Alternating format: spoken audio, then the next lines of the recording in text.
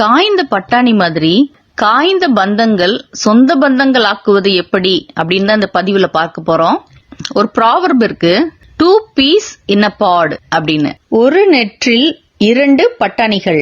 எல்லாத்துலயும் ஒரே மாதிரி இருக்கிற, நடக்கிற, செய்யற 2 நபர்கள் ஒரே பேக்ரவுண்ட்ல ஒரே ஃபேமிலில இருந்தா 2 peas in a pod அப்படின்னு சொல்லுவாங்க. இப்ப வீட்டுல இருக்கிற எந்த உறவுகளும் தூரத்துல இருந்து பார்த்தா 2 peas in a pod மாதிரி தான் தெரியும். ஒன்னா ஒரே கலர் ட்ரெஸ் போடுவாங்க, ஒன்னா போவாங்க, ஒன்னா வருவாங்க, ஒன்னா டூரு, பார்ட்டி, ஹோட்டல் அப்படின்னு சொல்லி போவாங்க. ரொம்ப ஒற்றுமையா, அருமையா, அந்யோன்யமா, அனுசரணையா தெரியும். பக்கத்துல போய் தொட்டு பார்த்தாலும் இந்த பீஸ் எல்லாம் அப்படி வரிசையா பக்கத்துல இருக்கிற மாதிரி ஒரே சைக்கிள்ல போவாங்க, ஒரே பைக்ல போவாங்க, ஒரே ஸ்கூட்டில வருவாங்க, ஒரே கார்ல போயிட்டு வருவாங்க. கொடுத்து வச்சவங்கப்பா அப்படின்னு இவங்கெல்லாம் 2 peas in a pod மாதிரி தான்.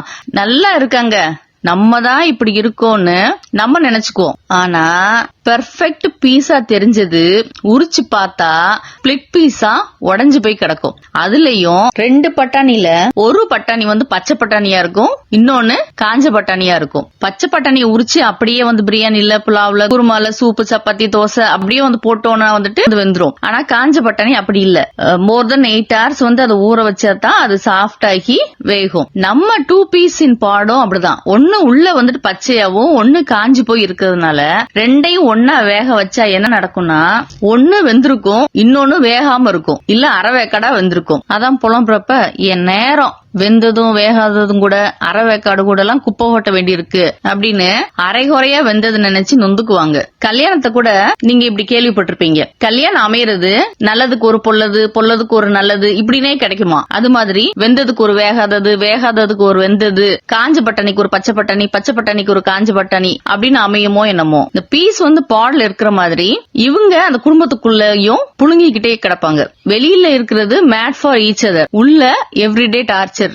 பீஸ் இப்படி பீஸா இருக்கிறதுனால பீஸே இருக்காது. கிரீன் பீஸ், ட்ரை பீஸ்ல பிசிக்கல் ப்ராப்பர்ட்டிஸ், கெமிக்கல் ப்ராப்பர்ட்டிஸ்ல வேற மாதிரி இருக்கு. ஒரு கலர் பாத்துக்கிட்டீங்கன்னா இதுல கிரீனா இருக்கு, ட்ரைல ஒயிட் ஆர் எல்லோவா இருக்கு. ஹார்ட்னஸ் பாத்தீங்கன்னா இது சாஃப்டா இருக்கு, அது ஹார்டா இருக்கு. குக்கிங் ப்ராசஸ் பாத்தீங்கன்னா இது டைரக்ட் குக்கிங் வித்தவுட் சோக்கிங், அது சோக் பண்ணாதான் குக்கே பண்ண முடியும். அதே மாதிரி இந்த 2 பீஸையும் கேரக்டர் வைஸ் பார்த்தோம் அப்படின்னா கெமிஸ்ட்ரி மட்டும் கிடையாது, பிசியாலஜி, பிசிக்ஸ், பயாலஜி, சைக்காலஜி எல்லாமே வேற வேற மாதிரி இருக்கும்.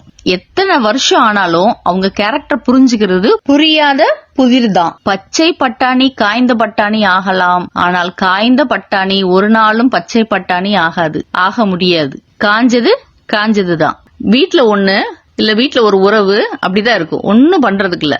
இது அதுவாக முடியாது, அது இதுவாக முடியாது, அது இதுவாகாம இது அதுவாகாம லைஃப் எதுவுமே ஆகாம அப்படியே இருக்கும். காஞ்ச பட்டாணில ஈரப்பதத்தை எதிர்பார்க்கிற மாதிரிதான் ட்ரை ஆகி காஞ்ச உறவுகள்கிட்டையும் ஈவு, இரக்கம், பாசம், நேசம், இதமா பேசுற வார்த்தைகள் இதெல்லாம் எதிர்பார்க்கிறதும் அப்படிதான். என்ன பாவம்னே நினைக்க மாட்டேங்கிறாங்க, என்ன புரிஞ்சுக்கவே மாட்டேங்கிறாங்க, அவங்களுக்கு எல்லாம் கொஞ்சம் கூட ஈரமே இல்லையா அப்படின்னு கேட்டா ஆமா ஈரமே இல்ல, அதான் எல்லாம் காஞ்சு போச்சே, வச்சுக்கிட்டா வஞ்சகம் பண்றாங்க. உங்களை காயப்படுத்துபவர்கள் காய்ந்த பட்டாணிகள், காட்டம் காட்டாதீர்கள். உங்களை காயப்படுத்துபவர்கள் காய்ந்த பட்டாணிகள், காட்டம் காட்டாதீர்கள். காயப்படுத்தினார்கள் என்றால் காய்ந்து போயிருக்கிறார்கள் என்பதை புரிந்து கொள்ளுங்கள். அவர்கள் மேல் கோபதாபம் கொள்ளாமல் பரிதாபம் கொள்ளுங்கள். இயேசு அப்படிதான் பரிதாபப்படுறாரு. அவர் சிலுவை சுமந்துக்கிட்டு போறப்ப அந்த வழியில நின்னு அழுதுக்கு இருந்த ஜனங்களை பார்த்து அவர் சொல்றாரு, பச்சை மரத்துக்கு இவைகளை செய்தால் பட்ட மரத்துக்கு என்ன செய்ய மாட்டார்கள் அப்படின்னு சொல்றாரு. பட்டாணி தாவரவியல் படி ஒரு பழம் தான், நம்ம தான் காயில சேர்த்து விட்டுட்டோம். இயேசுவும் பச்சையான பழங்கள் இருக்கிற அந்த பச்சை பட்டாணி மாதிரி தான் இருக்காரு. ஜனங்கள் காஞ்ச பட்டாணி மாதிரி இருக்காங்க.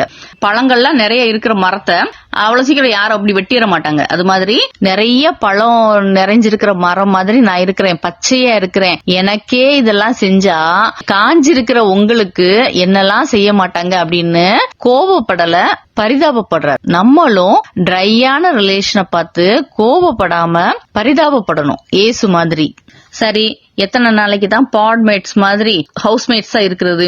சேர்ந்து இருப்பது அப்படிங்கறது மாறி சேர்ந்து வாழ்வது எப்போது? எப்ப ஸ்டேயிங் டுகெதர் லிவிங் டுகெதரா மாறும்?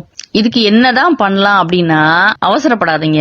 தலையில தட்டி தட்டியே உடபட்டாணி ஆக்கினது போதும். ட்ரை பீஸ் சாஃப்டா ஸ்மூத்தாக சோக்கிங் அப்படிங்கிற ஒரு ப்ராசஸ கடந்தே ஆகணும். ஊற வைக்காம வேகவே வேகாது.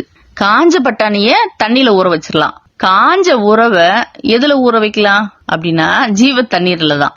லிவிங் வாட்டர் ஜீசஸ்குள்ள தான். நீங்க எப்படி தண்ணிய குடத்துல பானையில பிடிச்சிட்டு உள்ள கொண்டு வர மாதிரி ஜீவ தண்ணீரை ஒரு குடத்துல பிடிச்சு உங்க வீட்டுக்குள்ள கொண்டு போயிடுங்க.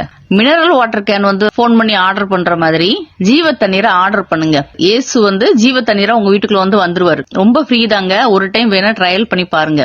இந்த ஜீவ தண்ணீர் உங்க வீட்டுக்குள்ள வர்றப்ப அதுல ஊற வச்சுட்டு எப்படி ஒரு காஞ்ச பட்டாணி ஊறுறதுக்கு 8 மணி நேரம் வெயிட் பண்றோமோ அது மாதிரி வெயிட் பண்ணுங்க.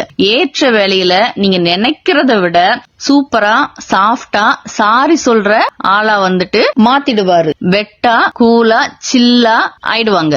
காய்ந்த கோல் துளிர்த்தது போல காய்ந்த உறவும் துளிர்க்கும். பட்டு போனதை அவர் தலைக்க பண்ணுவார். இந்த பட்டாணி மாதிரி நல்ல பழங்கள் உள்ள நேர்த்தியான பேரை கர்த்தர் உங்களுக்கு கொடுப்பார். காய்ந்த பட்டாணி மாதிரி இருக்கின்ற காய்ந்த உறவுகளை இப்போதே ஜீவ தண்ணீரில் ஊற வையுங்கள். வித்தியாசத்தை எதிர்பாருங்கள்.